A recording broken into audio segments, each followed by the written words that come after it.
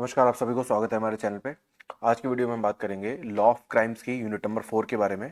Law of crimes basically third semester का ही part है। तो यूनिट नंबर 4 का जो सिलेबस है वो आपके स्क्रीन पे है। दैट इज फर्स्ट टॉपिक इसमें जो आता है वो आता है वेजिंग वॉर, जिसको सेक्शन नंबर 147 एंड 148। तो बेसिकली इसमें एक कन्फ्यूजन रहती है कि पहले हमारा एक लॉ था आईपीसी, वो अब कन्वर्ट होकर बन चुका है बीएनएस। ठीक है, तो ये जो सेक्शंस हैं बेसिकली बीएनएस की बात कर रहे हैं। That is endangering sovereignty, unity and integrity of India. ठीक है, और इसमें सेक्शन नंबर 152 भी रेलिवेंट है। Thereafter promoting enmity between different groups is another offence, जो कि सेक्शन नंबर 196 में प्रोवाइडेड है। And thereafter offences against religion, जो कि सेक्शन नंबर 298 से लेकर के 302 तक है। जो पहले हमारा बीएनएस से पहले जब आईपीसी था तो 302 हमारा मर्डर की बात करता था, वो अब चेंज होकर के ऑफेंसेस अगेंस्ट रिलीजन का एक पार्ट बन चुका है। एंड देयर आफ्टर फोर्थ जो टॉपिक है वो बात करता है पब्लिक न्यूसेंस की, जो कि सेक्शन नंबर 270 में प्रोवाइडेड है। And offences affecting the public health, वो भी एक टॉपिक है। And thereafter safety, convenience, decency and morals, तो बेसिकली सेक्शन नंबर 271 से लेकर के 297 तक। ठीक है, तो बेसिकली अगर आप लास्ट टॉपिक देखोगे तो इसमें बहुत ज़्यादा सब टॉपिक्स हैं। मतलब इसमें सेक्शंस की अगर हम कवरेज की बात करें तो बहुत ज़्यादा है।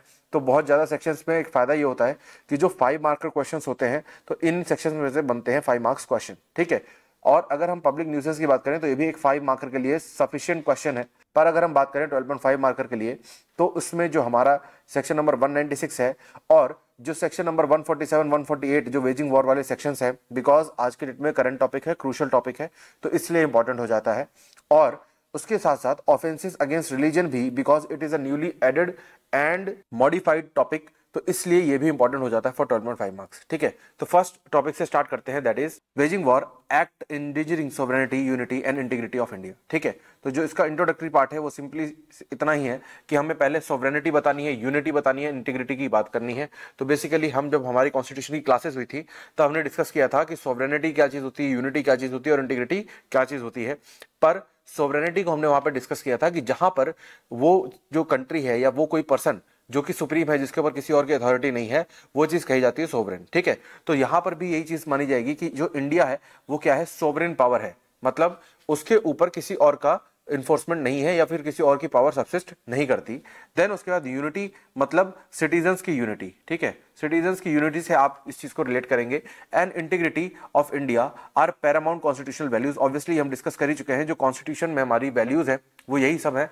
एंड इसके साथ साथ हमारा जो आर्टिकल नंबर 19 है वो भी इसी की बात करता है। ठीक है, देयर आफ्टर ये जो आपके 2 पॉइंट्स हैं ऑफ इंट्रोडक्शन, वो बात करते हैं waging war, attempt to wage war and acts endangering national sovereignty. तो बेसिकली ये जो लॉज हैं, ये जो ऑफेंसेस हैं, ये इस तरीके से बनाए गए जो कि डायरेक्टली और इनडायरेक्टली इंडिया की सोवरेनिटी को अफेक्ट करेंगे। ठीक है, उसके बाद आ जाओ तो रेलेवेंट प्रोविजंस अगर देखें तो सेक्शन नंबर 147 है जो कि बात करता है बीएनएस की, waging war against government of India. ठीक है, तो ये देख लेते हैं। Whoever wages war attempts to wage war, दोनों चीजें हैं, या तो वो वेज वॉर करे मतलब वॉर को डिक्लेयर करा दे, या फिर कोशिश करे वॉर डिक्लेयर कराने की, या फिर अबेट करे, जो हमने अबेटमेंट वाला कंसेप्ट क्लियर किया है, अबेट करे against government of India, shall be punished with death और लाइफ इंप्रिजमेंट। या तो उसको डेथ पेनल्टी हो सकती है या फिर लाइफ इंप्रिजमेंट उसको हो सकती है। ठीक है, देन इसके एलिमेंट्स अगर देखें, because you have to write in a detailed manner in your exams. ठीक है, तो इसके एलिमेंट्स अगर देखते हैं, the act must amount to waging war. ठीक है, तो वेजिंग वॉर के लिए ही एक्ट होनी चाहिए और किसी चीज के लिए नहीं, अगर इस सेक्शन में फॉल करना है तो।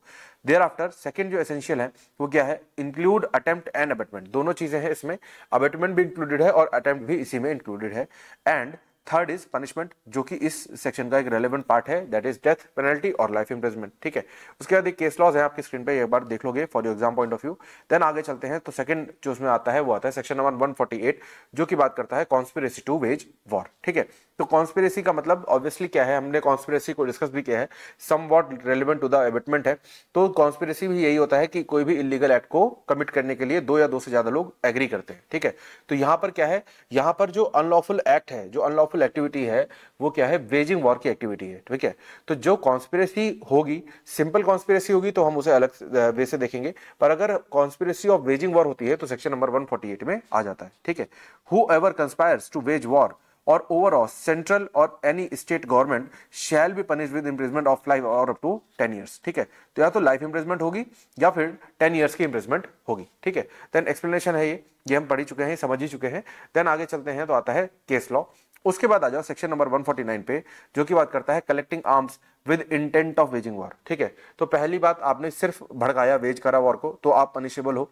देन अगर आपने कॉन्स्पायर किया किसी के साथ वेजिंग वॉर के लिए, तो भी आप पनिशमेंट के लिए लायबल हो। एंड अगर आपने क्या करा, आर्म्स कलेक्ट करे किस चीज के लिए, ताकि आप वॉर को इनिशिएट कर सको, तो भी आप क्या हो, पनिशेबल हो। ठीक है, हूएवर कलेक्ट्स मेन, आर्म्स और ammunition with intention of waging war shall be punished with life imprisonment और अप टू 10 ईयर्स। तो सेम पनिशमेंट है भाई कॉन्स्पिरेसी वाली। ठीक है, तो अगर कोई पर्सन किस किस को इकट्ठा करे, आदमियों को इकट्ठा करे, हथियारों को इकट्ठा करे, या फिर बंदूक हो, या फिर उसके अंदर जो एम्यूनेशन पड़ती हैं, गोलियां, उनको अगर इकट्ठा करे, किस इंटेंशन से, अपनी प्रोटेक्शन के इंटेंशन से नहीं, वॉर को स्टार्ट कराने के चक्कर में, तो क्या होगा, वो चीज पनिशेबल होगी फॉर इम्प्रिजमेंट ऑफ लाइफ और 10 ईयर्स। ठीक है, देन उसके बाद एक केस लॉ है, एक बार देख लोगे आप लोग। देन उसके बाद सेक्शन नंबर 150 पे आ जाओ, तो बात करता है concealing design to wage war. ठीक है, तो जहां पर वॉर की प्लानिंग हो गई है, इस चीज की प्लानिंग हो गई किस तरीके से वॉर को भड़काना है, पर एक पर्सन ऐसा है जो चाहता तो उस प्लानिंग को डिस्क्लोज करके वो चीज रोक सकता था, पर उसने नहीं रोका। ठीक है, तो उसने क्या करा, उसने एग्जिस्टेंस ऑफ प्लानिंग को छुपाया। ठीक है, कंसील करा। Whoever conceals the design to wage war with intent to facilitate the war shall be punished with imprisonment up to 10 years। ठीक है, तो यहां पर लाइफ इंप्रिजमेंट की पनिशमेंट नहीं है, सिर्फ 10 साल की सजा है। ठीक है, देन उसके बाद आ जाओ, तो सेक्शन नंबर 151 आ जाता है, that is assault on president, governor etcetera to overall government. ठीक है, तो अब गवर्नमेंट को हटाने के दो तरीके, एक तो नॉर्मल तरीका जो कि बात करता है किसकी, इलेक्शंस की। तो इलेक्शंस होंगे तो ऑब्वियसली हर 5 ईयर्स में गवर्नमेंट को आप चेंज कर सकते हो with the consent of the voters. ठीक है, पर अगर मान लो किसी को नॉर्मल प्रोसेस पसंद नहीं है, तो वो जानना चाहता है अनलॉफुल प्रोसेस पे, और वो किसको करे, असॉल्ट करे, प्रेसिडेंट, मारा नहीं है, असॉल्ट करा है, मतलब मारने की धमकी दी है, या कुछ ऐसा जेस्चर मूव करा है जिससे प्रेसिडेंट को ऐसा लग रहा है कि वो उसके ऊपर अटैक हो सकता है, उसको मारा जा सकता है। असॉल्ट ऑन प्रेसिडेंट, गवर्नर, इन दोनों पे, बिकॉज गवर्नर आता है हमारा स्टेट लेवल पे और प्रेसिडेंट आता है हमारा इंडिया लेवल पे। ठीक है, तो इन दोनों अथॉरिटीज को अगर असॉल्ट करता है कोई भी, किस इंटेंट से, to overawe the government, जो गवर्नमेंट है उसको ओवर पावर करने के लिए, उसको सब्सिडाइज करने के लिए, तो उस केस में क्या होगा, उसको जो है punishment up to 7 years and fine है। ठीक है, देन उसके बाद आगे चले तो ये केस लॉ आएगा आपका। उसके बाद आ जाओ तो सेक्शन नंबर 152 पे, that is acts endangering sovereignty, unity and integrity of India. ठीक है, तो जो section number 124A of IPC था, जो जिसको हम सेडिशन लॉ बोलते थे, और जो कि एक बहुत ज्यादा स्कोप में था कि भाई ये सही है, ये गलत है, बिकॉज कहीं पे भी अगर कोई भी ऐसी चीज होती थी तो उसको सेडिशन में अंदर कर दिया जाता था। ठीक है, तो एक मद्देनजर वाली बात थी, पर अब आ गया है सेक्शन नंबर 152 जो कि बात करता है whoever by words, sign, electronic communication और एनी अदर मींस एक्साइट्स और attempts to excite armed rebellion, subversive activities or encourages separatist feeling against India shall be punished with imprisonment of life और imprisonment up to 7 years. ठीक है, तो या तो imprisonment for life है या फिर इम्प्रिजमेंट अप टू 7 ईयर्स है। ठीक है, अब जो चेंजेस है वो देख लेते हैं। सबसे पहले फोकस जो है वो डिसअफेक्शन अगेंस्ट द गवर्नमेंट से लेकर के acts endangering sovereignty of India तक हो गया है। ठीक है, तो पहले क्या था, डिसअफेक्शन ऑफ गवर्नमेंट, मतलब जो गवर्नमेंट है उससे अगर आप डिसअफेक्ट करते हो लोगों को तो भी आप पे सेडिशन का चार्ज लग जाता था। पर अब किस पे है, अब अगर आप सोवरेनिटी ऑफ इंडिया को इफेक्ट कर रहे हो या फिर आपकी एक्टिविटी सोवरेनिटी पे एक प्रॉब्लम क्रिएट कर रही है, तो उस पर चार्ज लग जाएगा। देन फ्री स्पीच जो है वो पेनलाइज नहीं है, पर क्या है, फ्री स्पीच हमारा आर्टिकल नंबर 19 में प्रोवाइडेड है। आर्टिकल नंबर 19 हम डिस्कस कर ही चुके हैं।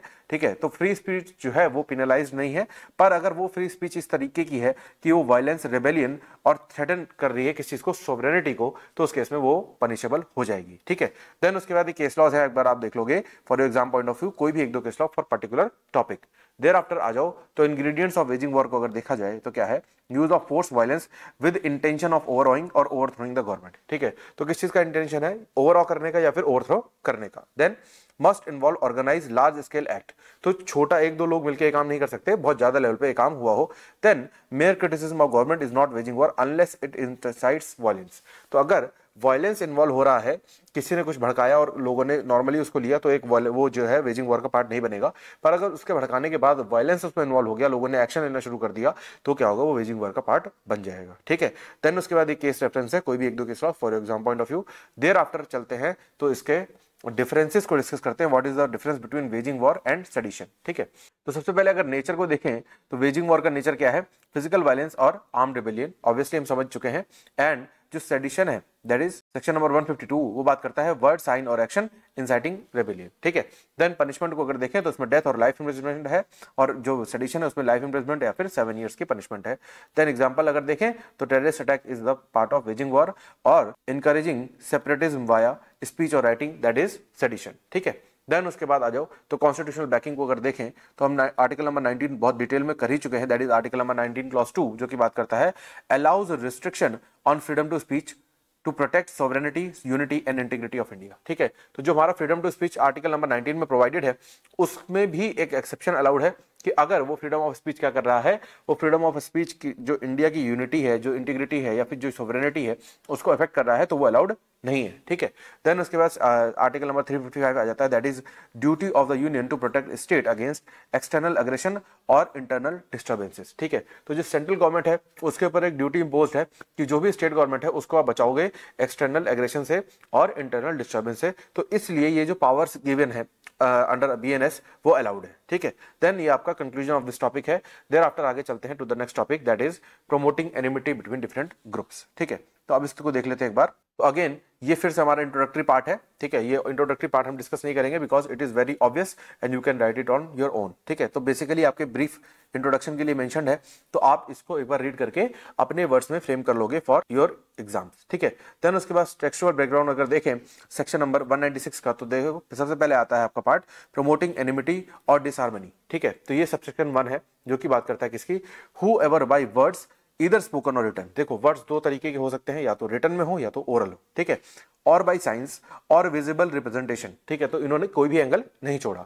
देन और थ्रू इलेक्ट्रॉनिक कम्युनिकेशन और अदरवाइज, ठीक है। तो सारी चीजें इन्होंने इंक्लूड कर दी और लास्ट में एक वर्ड डाल दिया otherwise for the interpretation of the courts, अगर कोई नई चीज इवॉल्व होकर आती है तो, ठीक है। तो पहली चीज आपको ये समझ लेनी है, and promotes or attempts to promote on grounds of religion, race, place of birth, residence, language, caste or community or any other ground whatsoever, ठीक है। तो जरूरी नहीं है जो इसमें ग्राउंड लिखे हो सिर्फ वही ग्राउंड, बल्कि कोई भी अदर ग्राउंड जो भी हो सकता है depending on the situation, disharmony और फीलिंग्स ऑफ एनिमिटी, हेट्रेड और इलविल, ठीक है। तो क्या चीज प्रमोट कर रहा है, disharmony, feelings of hatred, feeling of enmity and ill will, ठीक है। तो अगर कोई वर्ड से किसी भी तरीके से ये चीज करता है और commits any act which is prejudicial to the maintenance of harmony between different groups and which disturbs or likely to disturb public tranquility or organizes any exercise, movement, drill with similar activity intending that participants shall use or be trained to use criminal force or violence, or participates in such activity intending to use or to be trained or to use criminal force or violence, and such activity causes or likely to cause fear of alarm or feeling of insecurity, then he shall be punished with imprisonment up to 3 years, ठीक है। तो basically इसमें आप देखोगे तो हर angle पे जिस angle पे विचार किया जा सकता था, जिस एंगल के कॉन्सिक्वेंसेस हो सकते थे, फियर हो सकता था, रियल में उसका जो एक्टिविटी है उसका एक्सरसाइज हो सकती थी, देन किस चीज के बेसिस पे कि आपने कोई ऐसी एक्टिविटी की है या आपने कोई ऐसी जेस्चर्स या फिर कोई भी असॉल्ट इस तरीके का किया है, इधर रिटन और ओरल, ठीक है, किससे वो चीज हुई है, ठीक है। देन उसके बाद एग्रीवेटेड फॉर्म ऑफ ऑफेंस अगर देखें तो क्या है, whoever commits an offence specified in subsection 1 in any place of worship or assembly engaged in religious worship or ceremonies, ठीक है। तो अगर ये ऑफेंस ऑफ हेट्रेड जो हुआ है वो नॉर्मल जगह पे हुआ है, एनिमिटी और हेट्रेड अगर नॉर्मल जगह पे फैलाई गई है तो उस केस में एक अलग चीज है, पर अगर यही चीज कहां पर करी है, जहां पर प्लेस ऑफ वर्शिप है या फिर कोई सेरेमनी हो रही है, रिलीजियस सेरेमनी वहां पे की है, तो क्या है, पनिशमेंट एक्सीड हो जाएगी और वो हो जाएगी 5 ईयर्स की, प्लस उसके साथ हो जाएगा फाइन, ठीक है। अब एसेंशियल अगर देखें तो सबसे पहले आपको देखना है क्या, वर्ड्स, एक्शन और इलेक्ट्रॉनिक कम्युनिकेशन। तो इसमें तीनों चीजें इंक्लूड कर दी, या तो ओरल हो या तो आप रिटन हो या तो आप इलेक्ट्रॉनिक कम्युनिकेशन में हो, ठीक है। देन एक्ट मस्ट प्रमोट और attempt to promote enmity, hatred और इलविल, ठीक है। तो किस चीज के लिए एक्ट हो रही है, किस लिए, पहला एनिमिटी बिटवीन द ग्रुप्स या फिर हेट्रेड बिटवीन द ग्रुप्स या फिर इलविल बिटवीन द ग्रुप्स, ठीक है। देन उसके बाद the ground must relate to religion, race, language, caste, place of birth, residence और सिमिलर फैक्टर, ठीक है। तो ग्राउंड किस चीज पे बेस है कि पर्टिकुलर रिलीजन के खिलाफ हो रही है, particular race, particular language, particular caste, तो यही बेसिकली पॉइंट बनाया जाता है for fight between the groups कि अगर उनके बीच में अगर लड़ाई हो रही है या मतभेद हो रहा है तो क्यों हो रहा है, ठीक है। तो यही रीजंस होते हैं। एंड जो एक्ट है वो क्या है, प्रीजुडिशियल टू पब्लिक ट्रांसक्विलिटी है, मतलब जो पब्लिक है उसके जो नजरिया है उसको प्रेजुडिस कर रही है, और लाइकली टू कॉज और अलार्म अमंग द ग्रुप। ठीक है, तो वो एक्ट जो है वो लाइकली किस चीज के है कि वो फियर, एक सेंस ऑफ फियर जो है वो प्रोड्यूस कर सकती है। एंड इंटेंशन और नॉलेज जो है वो क्रूशियल है, बिकॉज यहाँ पे अगर इंटेंशन और नॉलेज का डिफरेंस आ गया, अगर जो पर्सन कर रहा है उसको पता ही नहीं है, उसका ना कोई ऐसा इंटेंशन ना कोई उसकी ऐसी नॉलेज, तो उस केस में वो एक्ट क्या होगी, वो एक्ट लायबल नहीं होगी। ठीक है, देन उसके बाद देखते हैं तो रेलेवेंट केस लॉज है। ठीक है, ये एक दो केस लॉज आप अपने एग्जाम पॉइंट ऑफ व्यू में मेंशन कर लोगे। ठीक है, तो ये बेसिकली पर्टिकुलर आपको 2 केस लॉज मान लो मेंशन कर देने हैं, कोई भी इंपॉर्टेंट जो भी आपको लगे। ठीक है, देन उसके बाद आ जाओ तो difference from freedom of speech. तो आर्टिकल नंबर 19(1)(a) और 19(2). 19(1)(a) जो है वो ग्रांट करता है freedom of speech and expression, और 19(2) जो है वो रीजनेबल रेस्ट्रिक्शन लगाता है ताकि जो पब्लिक ऑर्डर है, decency, morality and sovereignty of India है, उसको प्रोटेक्ट किया जा सके। ठीक है, देन उसके बाद आ जाओ तो एग्जांपल ऑफ ऑफेंसेस अगर देखें तो ये आप एक बार देख लोगे for exam point of view, आप इसमें से 2-3 एग्जांपल मेंशन कर देना। Then finally the conclusion of this topic, ये टॉपिक भी हमारा ओवर हो जाता है इसी के साथ। देयर आफ्टर आगे चलते हैं तो हमारा नेक्स्ट आता है ऑफेंसेस अगेंस्ट रिलीजन। ठीक है, तो रिलीजन के अगेंस्ट क्या ऑफेंसेस हैं। सबसे पहले इंट्रोडक्टरी पार्ट, यहाँ पे आप रिलीजन को एस्पेक्ट बताओगे कि रिलीजियस हार्मोनी कितनी इंपॉर्टेंट है, सेक्युलरिज्म क्या होता है, ये सब चीजें आप बताओगे। एंड देयर आफ्टर आ जाओ तो हमारा आता है सेक्शन नंबर 298 से लेकर के सेक्शन नंबर 302, जो की बात करता है detail provision of offences against religion. सबसे पहले आता है सेक्शन नंबर 298 जो की बात करता है इंजरिंग और डिफिलिंग प्लेस ऑफ वर्शिप। ठीक है, तो क्या है, अगर कोई ऐसी चीज करता है, क्या डिस्ट्रॉय, डैमेज, डिफाइल्स और any place of worship or any object held sacred by any class of person with intention of insulting their religion or with knowledge that it may consider an insult shall be punished with imprisonment of 2 years or fine or both। ठीक है, तो सबसे पहले वो क्या कर रहा है, डैमेज कर रहा है, डिस्ट्रॉय कर रहा है, या कोशिश कर रहा है उसे डैमेज और डिस्ट्रॉय करने की, या कोई ऐसे एक्टिविटी कर रहा है जिससे उस रिलीजन की या उस बिलीफ की जो है इंसल्ट हो सकती है, या फिर वो ऐसी एक्टिविटी है कि उसको इंसल्ट कंसीडर किया जा सकता है, तो क्या होगा, उसको 2 साल तक की सजा और फाइन दोनों हो जाएगा। उसके बाद ये क्लासिफिकेशन ऑफ ऑफेंस है, तो अगर आप अपने आंसर को इलेबोरेट करना चाहते हो फॉर 5 मार्कर आप इलेबोरेट कर सकते हो। ठीक है, फिर एग्जांपल आ जाएगा एंड देन ये केस लॉ आपका आ जाएगा। ठीक है, देन उसके बाद नेक्स्ट सेक्शन पे चलते हैं तो आता है 299, that is deliberate and malicious act to outrage religious feeling. तो जहां पर आपकी एक्ट में क्या है, मेल ऑफ आईडी इन्वॉल्व है, आपके मंशा गंदी है और डेलिबरेट आप जानबूझ के वो चीज कर रहे हो। ठीक है, तो अगर कोई ऐसा करता है तो that is up to 3 years और फाइन और बोथ। ठीक है, तो पहली activity may be voluntary may be involuntary, but दूसरी वाली डेलिबरेट है। ठीक है, इसमें इलेक्ट्रॉनिक मीन्स भी इंक्लूडेड है, रिटन, साइन एंड वर्ड्स, सारी चीजें इंक्लूडेड है।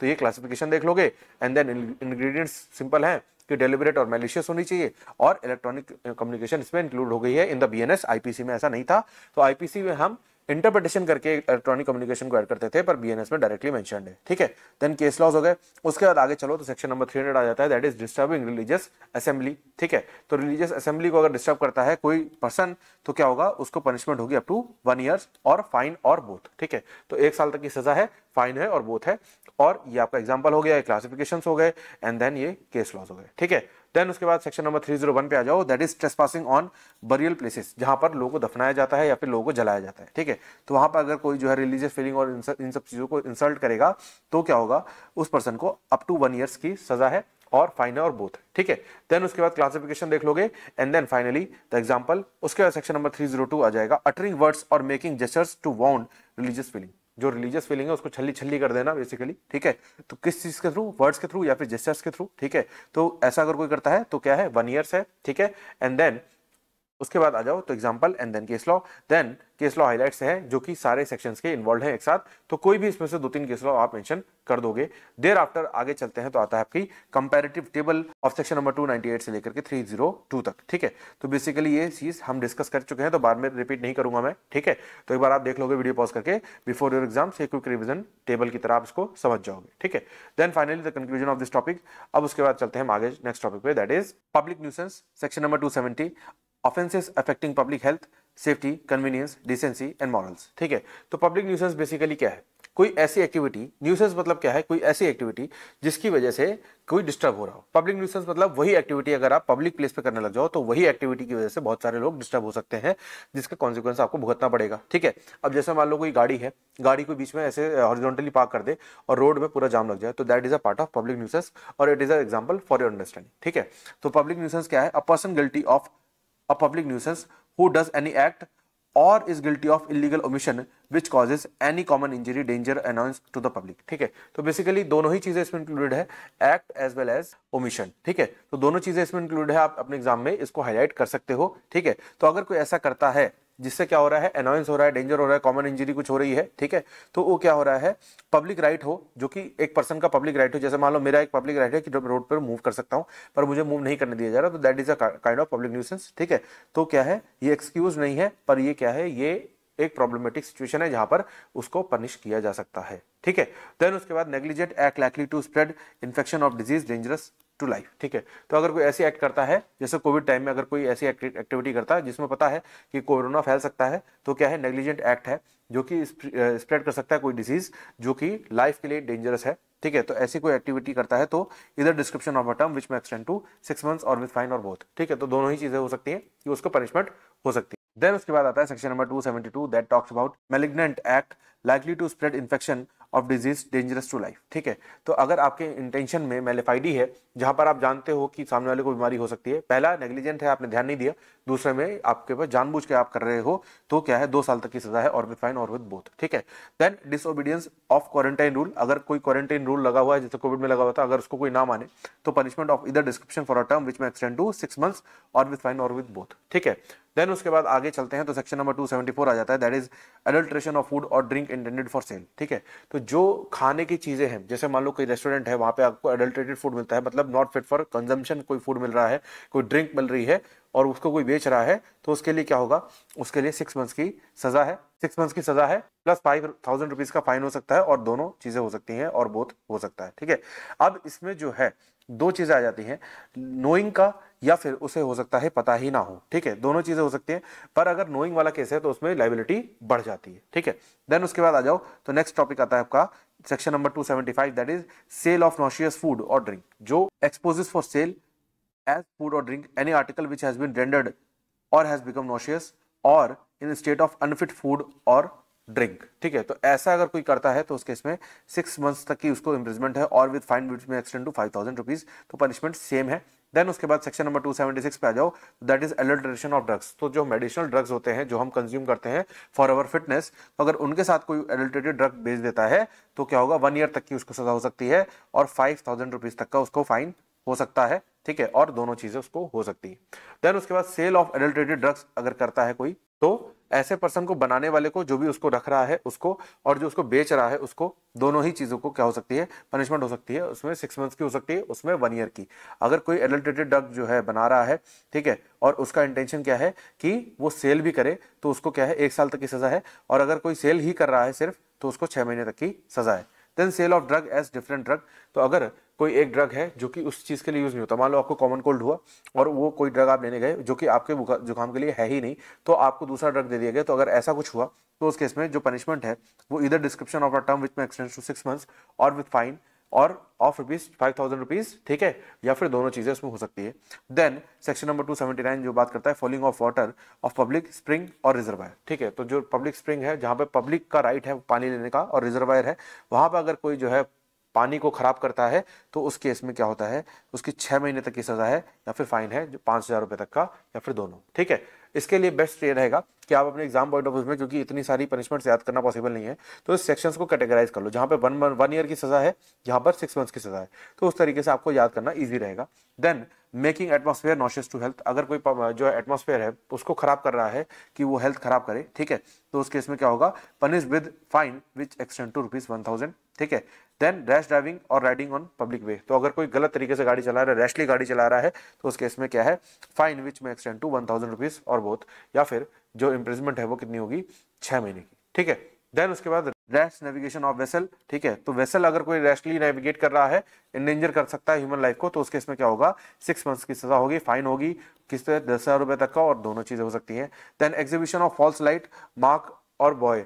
ठीक है, तो वो क्या है, अगर कोई ऐसे फॉल्स लाइट वगैरह कर रहा है, तो उस केस में क्या होगा, इधर description of a term which में extend to 7 years and shall also be liable to fine which may shall not be less than 10,000 rupees. ठीक है, तो 7 साल तक की उसे सजा हो सकता है, फाइन हो सकता है उसे मिनिमम 10,000 रुपए का। ठीक है, then conveying for hire any person by water in unsafe or overloaded vessel. ठीक है, तो अगर कोई जो है knowingly or negligently conveys or attempts to convey for hire or reward any person by water in any vessel which in such state or loaded as to endanger life of that person. ठीक है, तो अगर मान लो कोई person है जिसको engage किया गया है फॉर एनी एक्टिविटी, पर वो एक्टिविटी में क्या है, उसकी लाइफ को डेंजरस है, उसकी लाइफ के लिए ही डेंजरस है, तो उस केस में उसको पैसों के लिए, ऐसे कुछ चीज़ों के लिए उसको जो है अपॉइंट किया गया है, तो उस केस में जो पर्सन अपॉइंट कर रहा है उसको 6 मंथ्स तक की पनिशमेंट है, और विच में एक्सटेंड टू 5,000 रुपीज और बोथ। ठीक है, देन डेंजर और ऑब्स्ट्रक्शन इन पब्लिक वे और लाइन ऑफ नेविगेशन। ठीक है, तो अगर कोई पब्लिक वे को ब्लॉक कर दे, ठीक है, तो क्या होगा, वो चीज पनिशबल हो जाएगी टू 200 रुपीज जो है उस पर फाइन इंपोज हो सकता है।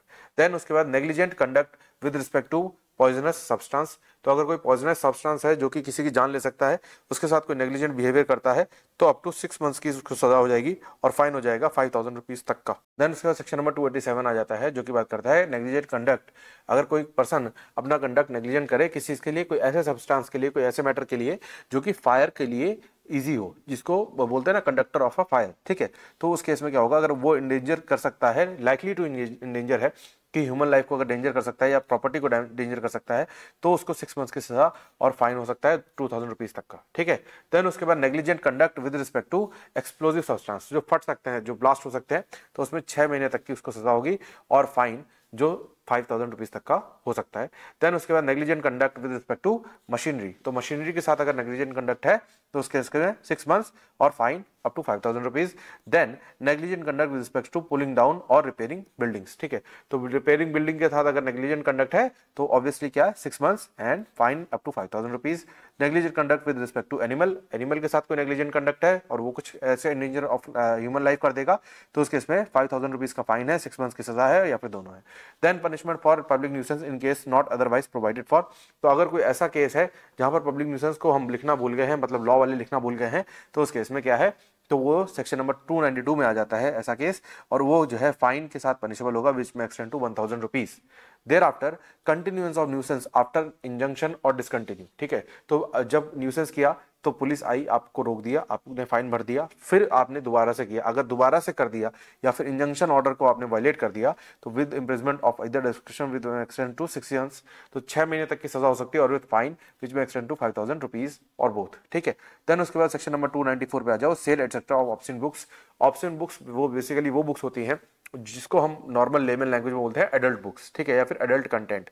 तो सबसे पहले क्या है, सेल, हायर और डिस्ट्रीब्यूट्स। ठीक है, इंपोर्ट, एक्सपोर्ट, कन्वेज। ठीक है, टेक्स पार्ट इन रिसीव और प्रॉफिट फ्रॉम एनी बिजनेस। ठीक है, एडवर्टाइज और मेक ओन, और उसके बाद ऑफर और अटेम्प्ट टू डू। ठीक है, तो बेसिकली ये सारे एस्पेक्ट्स इसमें इंक्लूडेड है कि ऑब्ससेनिटी से रिलेटेड ना आप इंपोर्ट कर सकते हो, ना सेल कर सकते हो, ना उसका प्रॉफिट ले सकते हो, ना एडवर्टाइज कर सकते हो, ना खुद का बना सकते हो, ना जो है ऑफर कर सकते हो, ना अटेम्प्ट कर सकते हो। ठीक है, तो ये सब चीजें आप नहीं कर सकते कि कोई भी offensive in the sense of obscenity, अगर कोई भी चीज ऐसी है तो। ठीक है, तो वो चीज आप नहीं कर सकते, और अगर कोई करता है तो उसको सजा कितनी होगी, सबसे पहले आपको याद रखना है 5 इयर्स तक की उसको सजा हो सकती है विद फाइन में एक्सटेंड टू 5,000 रुपीज। ठीक है, देन उसके बाद आगे चलते हैं, तो आता है this section does not extend to, किस किस पे एक्सटेंड नहीं करता, book, pamphlet, paper, writing, drawing, painting, representation of figure in publication of which is proved to be justified as being for public good on the ground that such book, pamphlet, etc.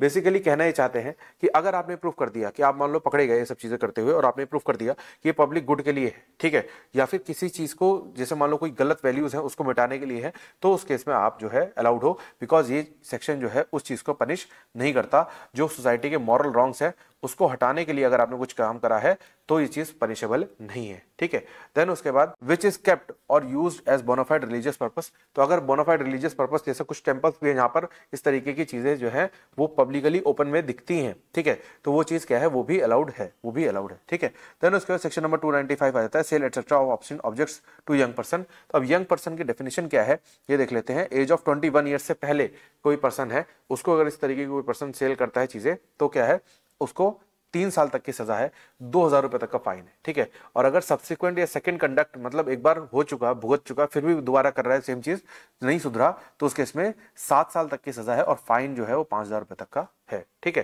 Then उसके बाद ऑब्ससीन act and song, तो अगर कोई ऑब्ससीन activities करता है या फिर song बनाता है तो उस केस में क्या होगा, पहली बात आपको ये करना है पब्लिक प्लेस में कोई एक्टिविटी नहीं करनी ऑब्ससीन, एंड देन अगर सिंग रिसाइट्स और अटर्स एनी ऑब्ससीन सॉन्ग, को इस तरीके से वर्ड्स यूज करता है, सॉन्ग यूज करता है किसी को सुनाई देने वाला इन पब्लिक प्लेस, ठीक है, तो उसकी पनिशमेंट क्या होगी, इधर description for a term which में एक्सटेंड टू 3 मंथ, 3 मंथ तक की उसको जेल है, या फिर फाइन हो सकता है विच में एक्सटेंड टू 1000 रुपीज और बोथ, ठीक है, दोनों चीजें हैं।